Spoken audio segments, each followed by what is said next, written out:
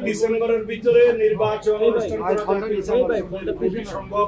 সুতরাং নির্বাচন ডিসেম্বরের পরে যাওয়ার মতো একটিও কারণ উল্লেখ করার মতো নেই।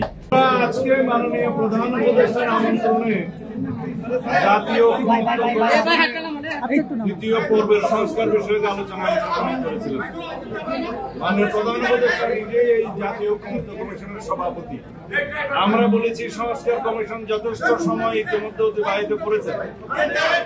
আমরা বিস্তারিতভাবে আগেও সংস্কার কমিশনের আলাপ আলোচনায় আন্তরিকতার সাথে অংশগ্রহণ করেছি এবং সংস্কার কমিশনের রিপোর্ট প্রণয়নের আগেও আমরা সংস্কার কমিশনগুলোতে আমাদের দলের পক্ষ থেকে আমরা আমাদের মতামত দিয়েছিলাম এবং সেই মতামতের ভিত্তিতে অন্যান্য দলের মতামতের ভিত্তিতে সংস্কার কমিশনগুলো রিপোর্ট প্রণয়ন করেছিল। আপনারা জানেন সেই রিপোর্ট, বিস্তারিত রিপোর্ট আমরা আমাদের দলে আলোচনা করেছি এবং ইতিমধ্যে একটি সংক্ষিপ্ত স্প্রেডশিটের মাধ্যমে ওনারা 166টি দাবি প্রস্তাব আমাদের কাছে দিয়েছিলেন। তার উপরে আমরা কোনো মনোযোগ দিইনি, বিকজ এটা অনেকটা বিভ্রান্তিমূলক ছিল।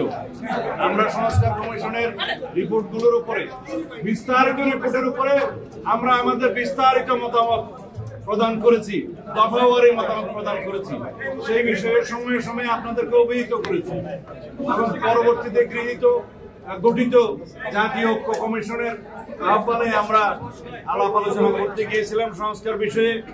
অনবরত 3 দিন আমরা সংস্কার কমিশনের সাথে বৈঠক করেছি, অন্যান্য দলের সাথেও তারা বৈঠক করেছেন এবং আমাদের মতামত, বিস্তারিত মতামত লিখিতভাবে আমরা দিয়েছি। আলাপ আলোচনার মধ্য দিয়ে আমরা অনেকগুলো বিষয়ে একমত হতে সক্ষম হয়েছি।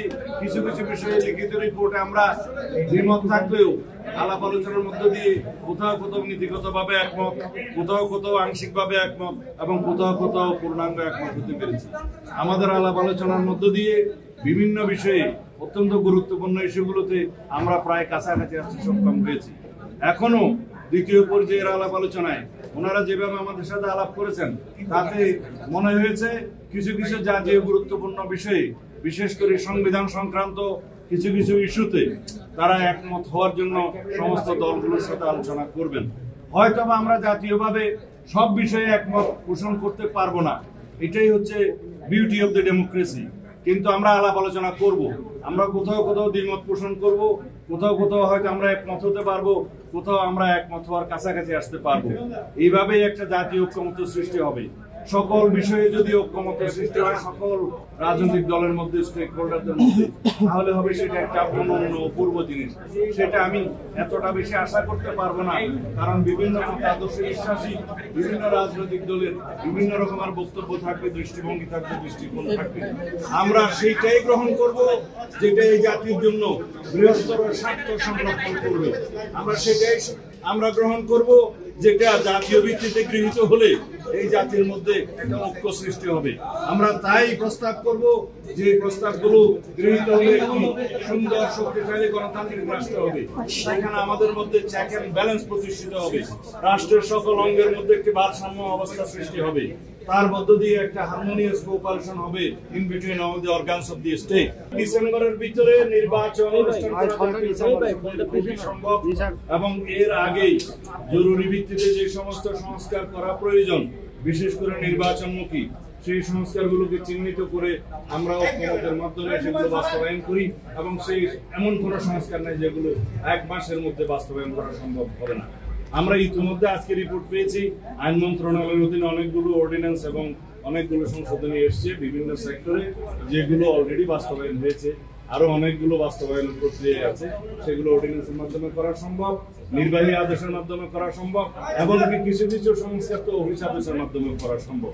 সেগুলোর জন্য বিশেষ করে সংবিধান সংশোধনী ব্যতি রেখে অন্যান্য সকল সংশোধনী যেগুলো একমত হবে সংস্কার প্রস্তাব, সেগুলো অর্ডিন্যান্সের মাধ্যমে, নির্বাহী আদেশের মাধ্যমে, অফিস আদেশের মাধ্যমে 1 মাসের ভিতরে বাস্তবায়ন করা সম্ভব, আমরা বুঝিয়ে দিচ্ছি।